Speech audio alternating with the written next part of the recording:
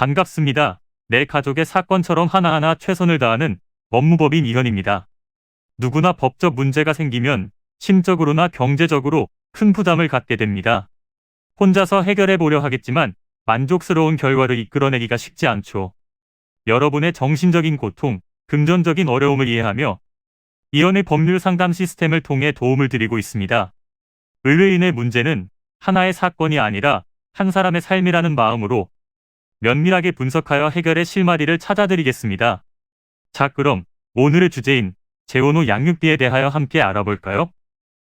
배우자와 부부관계를 깔끔하게 정리했다고 해도 자녀와 부모 사이의 관계는 천륜으로 끊을 수 없습니다. 특히 자녀가 아직 미성년자라면 부모는 마땅히 경제적으로 지원하여 자녀가 건강하고 올바르게 성장할 수 있도록 지원해야 합니다.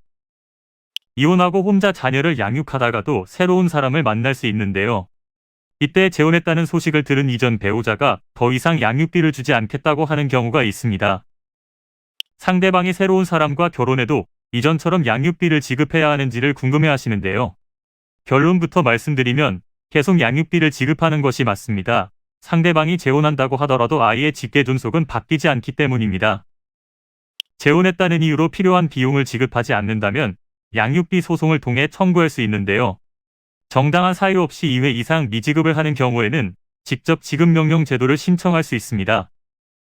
만일 3회 이상 지급이 이루어지지 않은 상황이라면 양육비를 이행하지 않은 사람은 구치소에 감치되거나 1,000만 원 이하의 과태료 처분을 받게 됩니다. 또한 아무런 이유 없이 계속하여 양육비를 지급하지 않는다면 급여의 압류가 들어올 수도 있습니다.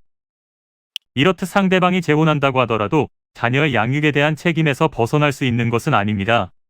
예외적으로 재혼 후 양육비 지급 의무가 사라지게 되는 경우도 있는데 바로 아이와 친권이 사라지게 되었을 때입니다. 전 배우자가 아이의 복리를 위하여 아이의 호적을 현재 배우자에게 변경한 경우라면 친권 관계가 사라지게 되는 것이므로 양육비를 지급할 의무도 함께 사라지게 됩니다. 이는 간단히 분석될 문제가 아닌 경우들이 대부분이므로 꼭 법률적인 상담을 받아보는 것이 현명하다고 볼 수 있습니다. 그리고 가능한 한 긴 싸움이 되지 않도록 최대한 빠르게 조치를 취하는 것이 좋습니다. 미루면 미룰수록 사건에 대한 난이도가 높아질 수도 있기 때문이지요. 가벼운 병도 방치를 하면 상당히 무거운 병이 되듯이 이 또한 역시 사전에 바로잡으셔야만 간단한 조치로도 해결할 수 있는 가능성이 높아지는 것입니다. 여러분이 골머리를 앓고 계신 그 사안, 저희 법무법인 이현에게 알려주세요. 이현의 법률 상담 시스템을 통해 든든한 지원군이 되어드리겠습니다. 간혹 변호사가 아닌 사무장 등과 상담하는 줄로 오해하시는 분들이 계시는데 이는 전혀 아니며 저희 법무법인 이현은 변호사와 1대1로 상담이 이루어진다는 점을 다시 한번 꼭 알려드립니다. 저희는 하나의 분야가 아닌 민사, 형사, 가사뿐만 아니라 비송사건 등 모든 것을 추구하고 있는 종합 로펌입니다. 가장 궁금해하시는 사건의 해결 가능성과 해결의 키포인트, 예상되는 문제점과 해결 방안 등을 총망라하여 종합적인 시각으로 안내해드리고 있습니다. 보다 정확한 상담을 위해 전국, 전 지역 상담 접수를 먼저 실시하오니 해당 화면에 보이는 번호로 먼저 연락을 주시면 친절한 안내를 도와드리도록 하겠습니다. 인터넷으로 법무법인 이현을 검색 후 홈페이지를 살펴보시고 와도 좋습니다.